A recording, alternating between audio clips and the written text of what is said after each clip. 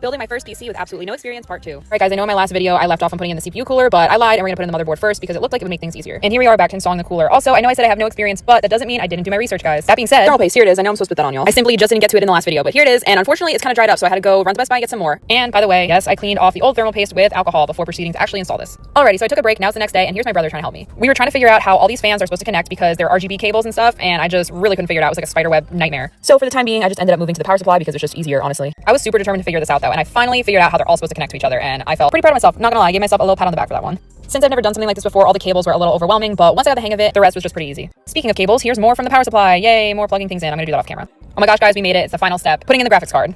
I was on a roll at this point. I'm pretty sure it was like 2 a.m., but I was still going. I wanted to get this done. I think at this point, all fear of breaking something was gone. I just straight went for it. Secured it in, and we're just putting the case back on now. At this point, there's a million things running through my head. Like, what if I plug it in and it sets on fire and I get electrocuted, all that. So I said a little prayer, and boom, it worked. I was so happy. You have no idea. Let me know what you guys think so far, and if you guys want to see a part 3 with the whole setup and the aesthetic I'm going for.